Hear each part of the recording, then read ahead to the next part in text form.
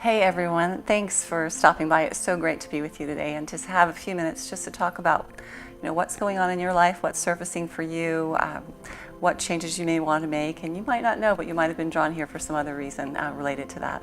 So I want to picture you across from me in a restaurant just having a smoothie together so I can really focus in on you and what's happening with you and explain a little bit about coaching, what I do, what I'm passionate about. And as a life and relationship coach, I'm really interested in meeting you where you are in your life and helping you realize your inspired intentions. And even if you haven't identified them fully, one of the first things I do with clients is to have them fill out a life wheel. And you can see that here in this picture.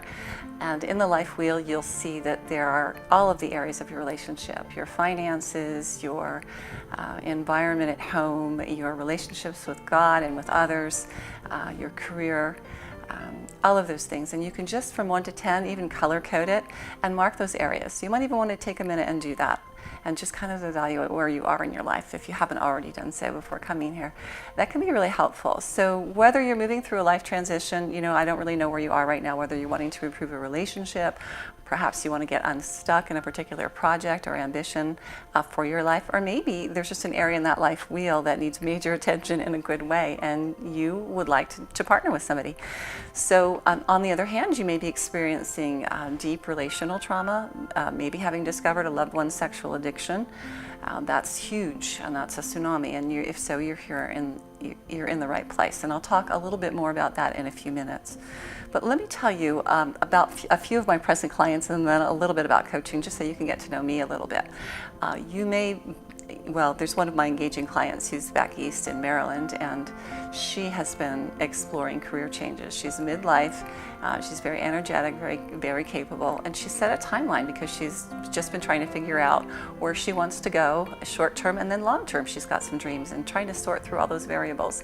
And it's been fun to watch her as she's been able to sort of eliminate some tracks and to see other doors and tracks open, and she's made a lot of progress in a short time. I'm also partnering with another client who's striving to overcome some undesirable habits and patterns that she's seen over and over again in her life. She wants to kind of regain her spiritual roots and her sense of meaning and purpose, and she has just taken so many steps forward, positive steps, and she's seen unexpected support. She's grown in a number of ways that's just so encouraging to see. Another individual is just actually trying to get unstuck in terms of meeting everybody else's expectations as a school administrator and to do the right thing that's for her students. So as a result, she's experiencing greater freedom and a sense of vision at work and more peace in her life.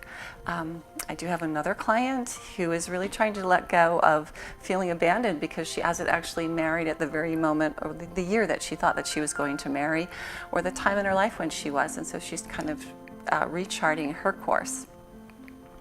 Another client is actually 6 years into the marriage, and she's now going through a divorce, which is very difficult. She struggles with hoarding, actually, and she's just learned how to care for herself spiritually and emotionally and temporally. She's progressed in so many healthy ways to learn a little bit about trauma and a little bit about ways that she can create healthy boundaries and financially and emotionally, and have hope again, and that she can provide for her children. So as you see, I partner with clients with various hopes and dreams in lots of different stages, right, of shaping or reshaping those dreams. I overlay everything I have to tell you with a spiritual frame because I see the world spiritually, and I believe in a redemptive story that no matter what we experience, that story is always being redeemed by a God who's personal and intervenes. And so I offer that anchor to those that are wanting that redemptive model. But I meet you where you are and provide the level of care that you would like. There are people that are dealing with so much anxiety, and there are others that are just wanting to sort of ratchet up their life and live the abundant life, and they're just missing it. They're going through the motions. They don't quite feel that satisfaction. And again, this is another kind of client that I would love to partner with. So the world would say, that we can just manage anxiety, and I would say that in many cases we can eliminate it, and that there are solutions, both short and long term, and lasting solutions for that. So that's a hopeful thing as well. I hope this kind of helps give you an idea. Now, about what I do, and I wanted to return to what I'd said before about the client that's in a situation where she has newly discovered that her partner had become a sexual addict, and she'd been married for a long time. He was involved in pornography, and then again in child pornography. And when this disclosure came about, you can imagine her world was just turned upside down. She went through a spiritual tsunami, and while he was getting help as a recovering addict, she was left by herself. She encountered a lot of health issues, disorientation, all the kinds of things that go with with that kind of relational trauma. So she had never been educated about it until this very moment when we came together. Now, I just wanted to share that because this is an area where I have a particular focus and where I am very interested in helping women. Because until recently, there hasn't really been a model that's accommodated the partner of the sexual addict. And I'm speaking specifically of one who is not in recovery. For those that are, there's a lot of help, and it's a wonderful process. For those who are not, and then it's very difficult for the partner to move through a healing experience, and even if the person is. So relational trauma or betrayal trauma, it refers to what the partner experiences as they discover what is occurring, the secrets, the lies, the deception, the gaslighting, acting out behaviors that have been going on for a long time in a marriage that have been kept secret to these women, and husbands that are still in denial about that. So to receive that kind of the mental and spiritual education that they need is what I do, to provide a safe place for sharing their story, for helping them identify the natural phases of working through grief and then creating a new life is all part of dealing with relational trauma. So I do work with a specific trauma model for partners of sexual addicts, and that applies to other kinds of trauma as well. And it's a model that was developed by Barb Steffens and colleagues at APSETS. And it does empower women to make choices, to find safety, and to create a new vision for their life. And includes that kind of psychoeducation that I was talking about. And I do know that in spite of the tsunami and the chaos that discovery and the initial stages of betrayal trauma can bring, that you can know how to proceed, that even though right now your dreams may seem to be shattered, I'm here to help you name that experience, to get a context for it, to move forward as you're ready, and to regain spiritual confidence, because oftentimes that's lost in all of that process. And to have your identity heal and be strengthened. I do know that we can become women of greater significance as we move through affliction, and that there is a way through and beyond to a greater design than perhaps is presently visible to you. So the story's not over till the story's over, right? I believe that there is an author and a finisher, and that he can take us to that promised land. And so I want to partner with those who also specifically have that challenge. And again, the broader arch, I deal with the broader arch for those that just want to make other changes in their life, and not necessarily those related to relational trauma. So I'm on the other side of this relational challenge, have been for 12 years. I have just so you know, I have two beautiful girls who are married, and wonderful two son-in-laws and 3 grandchildren. And I'm from Philadelphia, and my name is kind of a giveaway, Trifoletti. I'm an Italian American, so second generation. I have a master's and doctoral work in human development, and I've completed APSETS training, which is specialized training, a multi-dimensional partner trauma model for partners of sex addicts. And I am now a candidate for certification in that, as well as getting board certified as a life and relationship coach. So I've been doing this informally for years and years, but more formally now professionally, because it's time to give back. I also happen to be spearheading an interfaith effort to educate religious leaders on, so that they can understand the needs and experiences of partners of sexual addicts in tandem with efforts that they're already doing to sort of help the recovering addict recover. So I will be posting materials for clergy on my site as well. But whether or not the woman remains in that existing relationship or leaves it after careful prayer and consideration, we still want to support and help those women in transition. So if you're there in transition, again, I'm here to partner with you. Now, I know some people don't know much about coaching, or they wonder, what's the difference between coaching and therapy, and what's the difference in those two approaches. So let me tell you just a little bit about that. And at any point in this, I would love for you to jump on Sanctuary sanctuaryforwomen.org and just schedule a 30-minute free visit with me where I can hear your story and share some initial tips on a topic of your choice around where you would like to go with your life. But a coach on the playing field, for example, I mean, they do summon the best in their players, but that kind of coach is a little bit different than a relational coach.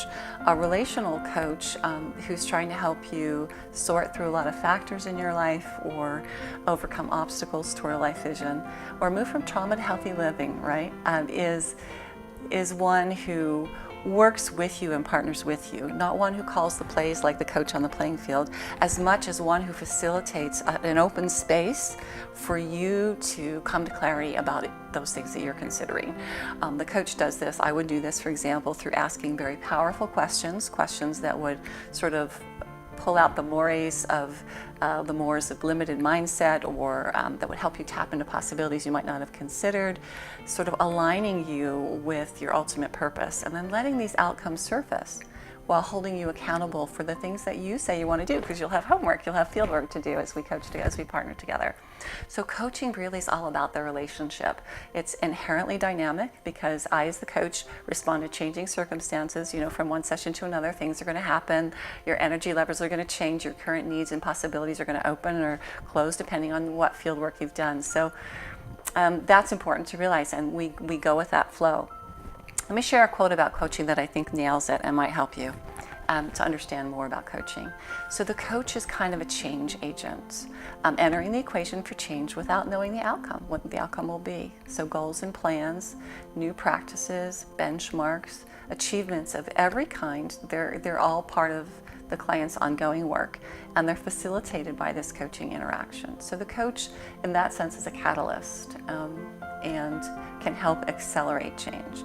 And this is more than a passive role. We see coaching, especially the kind of coaching that we do, that I do, as a role of service that requires commitment and real presence in the part of the coach. So I need to be in the moment with you, in that inquiry with you, and helping you facilitate those kinds of decisions and insights that would align you with your higher purpose and that would help you move forward in your life.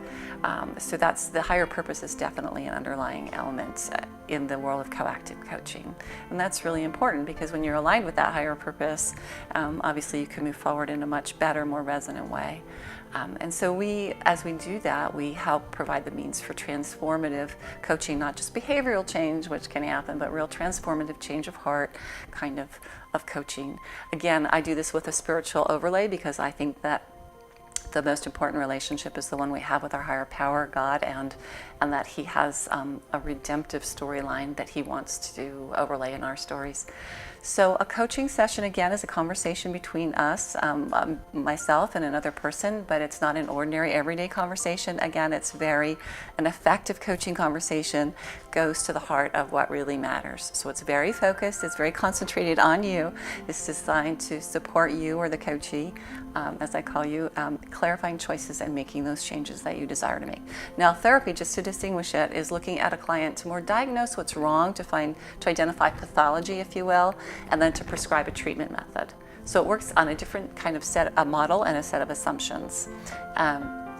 And they tend to also see themselves more as the expert providing the answer, rather than, as in coaching, we see you as the expert on your life, that we can tap into wisdom and revelation to then move your life forward. So whereas the therapist might deal with emotion in the past, the coach tends to deal with emotion as it presents in the moment, and then to see how to move forward given that emotion. So some of those things are differences between therapists and coaches, though they can work very well together, and I will often refer out to a therapist if there's something blocking a coaching client that needs more diagnostic attention. So hopefully that helps you. And the therapist will refer to a coach because they want the coach to consider with the client more possibilities of new vision moving forward, provide psychoeducation, lots of things that I've explained that we do as coaches. So I would love to partner with you, or at least explore the opportunity to partner with you as a coach, to sit and talk with you, whether that's over gelato if you're in the area, but we also coach nationally. So tell us, we can do that telephonically, obviously, so that you can experience the growth that you desire. So if you'll jump on sanctuaryforwomen.org, you'll see right beneath the slider, there's a little place where you can click a button and schedule right there a 30-minute free visit with me on a topic of your choice, or just to share your story, just to be heard heard in a safe place. And don't hesitate to do that. Isolation can keep you back from progress, and sometimes we're afraid or fearful to take that step. But if you've been here, it's probably not accidental. So I invite you to go there, click on that, have the free consult, and then we can determine from there whether it's good to partner together or not. God bless you in your journey, and thanks for being with me today. I look forward to hearing from you.